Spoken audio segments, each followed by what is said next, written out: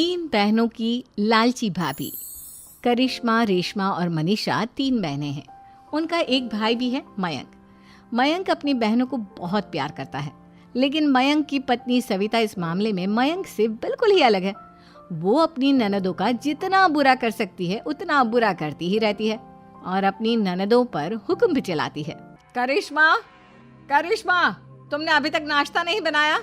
तुम्हारे भैया को ऑफिस जाने में देर हो रही है। हाँ भाभी, बस अभी बनाती हूँ। करिश्मा, तुम ये ढीलापन छोड़ दो। कल को पराये घर जाना है। वहाँ अगर तुम इस तरह से काम करोगी तो लोग क्या कहेंगे कि माँ ने और भाभी ने कुछ सिखाया नहीं। और तुम्हारी दोनों बहनें कहाँ हैं? अब रेशमा मार्केट गई है और मनीषा सो रही है। क्या? सुबह के 8 बज रहे हैं और ये महारानी अभी भी सो रही है? ये कहते हुए सविता अपनी सास दुर्गा देवी के पास जाती है। माँ जी, देख रही हो अपनी बेटियों के तौर तरीके? क्या हुआ बहू, सुबह सुबह क्या कर दिया मेरी बेटियों ने? अरे एक तो अभी अभी उठकर किचन में गई है, दूसरी सुबह सुबह बाहर चली गई और तीसरी अभी तक सो रही है। क्या करूं मैं इन तीनों का? मैं तो परेशान हो गई हूँ। जा जाकर उठा उसे और रेशमा से मैं बात करती हूँ। सविता सीधा मनीषा के कमरे में जाती है और उससे कहती है, महारानी जल्दी उठो, सूरज सर पर आ गया है। भाभी थोड़ी देर और सोने दो ना, मैं रात को लेट सोई थी। वो क्या ना, यूनिट टेस्ट चल रहे हैं। शराफत से उठती है या नहीं, या फिर पानी की भरी बाल्टी डालूं तेरे ऊपर? नहीं भाभी, मुझे बिस्तर में नहीं नहाना, उठती हूँ मैं।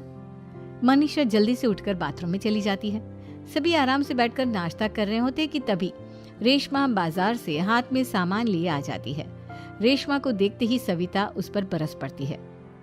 लो, आ गई महारानी।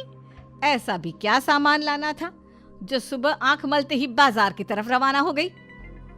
भाभी, कल आप ही तो चीख रही थी कि घर का सारा सामान मुझे ही लाना पड़ता है, घर में किसी को भी किसी काम से कोई लेना देना नहीं है। अब मैं बाजार जाकर सामान ले आई तो आपको इस बात से भी तकलीफ हो रही है? देख रही हो माँ जी, अपनी बेटी की जुबान कैंची से भी तेज चलती है। और मयंक, आप तो कुछ कहेंगे नहीं अपनी लाडली बहन को। रेशमा, अपनी भाभी से ऐसे बात नहीं करते। चलो माफी मांगो। भैया, मैं क्यों माफी मांगू? आप भाभी से बोलिए ना कि हम पर कम हुक्म चलाया करे। हम इस घर की बेटियां हैं और आपकी पत्नी की ननद है, नौकरानी नहीं। लो कर लो बात। इनकी भलाई के लिए कुछ भी बोलो तो इन्हें बुरा लग जाता है। इस घर में यही इज्जत है मेरी। देख लो माँ जी, आपकी बेटी किस लहजे में मुझसे बात कर रही है। सविता वहां से चली जाती है। मयंक को बहुत गुस्सा आता है, वो भी वहां से चला जाता है। फिर करिश्मा रेशमा को समझाती है, रेशमा, तुम्हें भाभी से माफी मांग लेनी चाहिए थी ना। लेकिन दीदी, मैंने कुछ किया ही नहीं तो मैं माफी क्यों मांगू?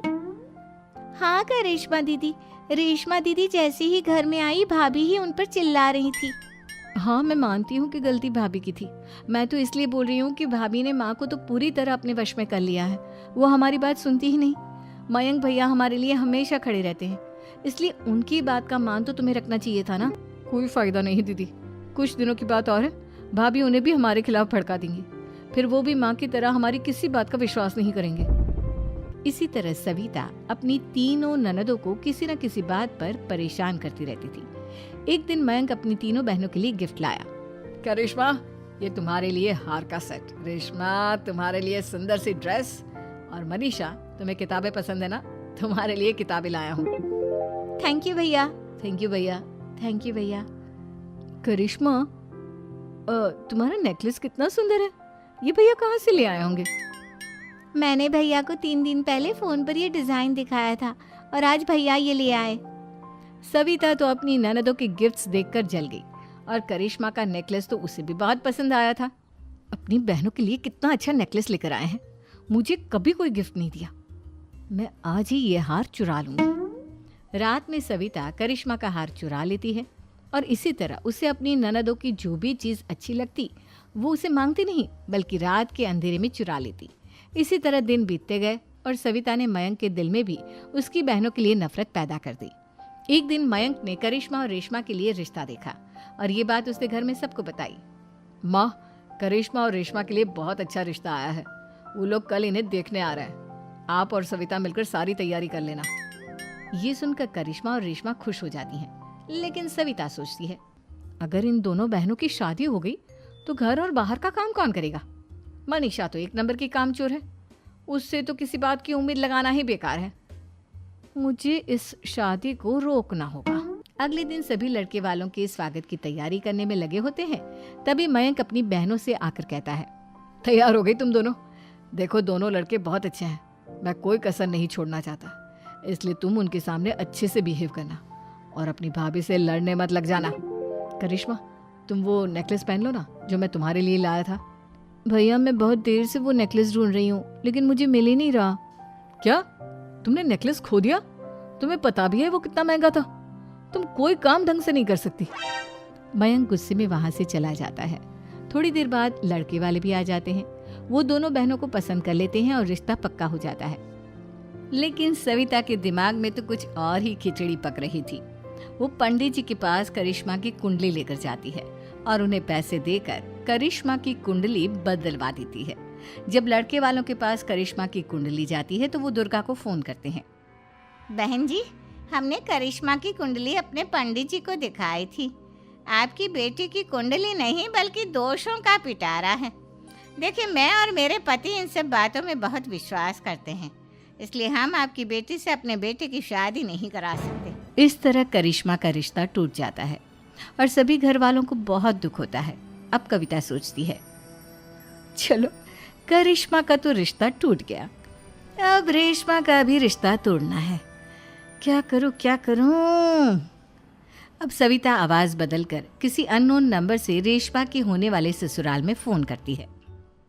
हेलो, मैं कौन हूँ कौन नहीं ये आपके लिए जानना जरूरी नहीं। बस इतना सुन लो कि रेशमा का 2 साल से किसी के साथ अफेयर चल रहा है। बस रेशमा का रिश्ता तोड़वाने के लिए सविता का इतना कहना काफी था। अब रेशमा का भी रिश्ता टूट गया। मयंक और दुर्गा देवी ने रेशमा को खूब खरी खोटी सुनाई और उससे बार बार उस लड़के के बारे में पूछने लगी। आप दोनों मुझे क्यों परेशान कर रहे हो? अरे कोई लड़का होगा मेरी लाइफ में तो मैं बताऊंगी ना, जब कोई है ही नहीं तो कहाँ से लाऊं मैं कोई लड़का? तो तेरे होने वाले ससुराल वालों को फोन किसने किया था? माँ मैं नहीं जानती किसने फोन किया था, मैं सच कह रही हूँ। मैं तो पहले ही कह रही थी इसकी लगाम खींच कर रखो, लेकिन मेरी सुनता ही कौन है। आप चुप रहिए भाभी, ये सब आपका ही किया धरा है। अब तीनों बहनों को विश्वास हो जाता है कि ये सब उनकी भाभी ही कर रही है। तीनों बहनें अपनी भाभी को सबक सिखाने के लिए एक वकील कर लेती है और घर में हिस्सा मांगना। देखो भैया, माँ बाप की जायदाद में जितना बेटों का हक होता है उतना ही बेटियों का, इसलिए इस घर के 4 हिस्से होंगे और हमें अपना हिस्सा चाहिए।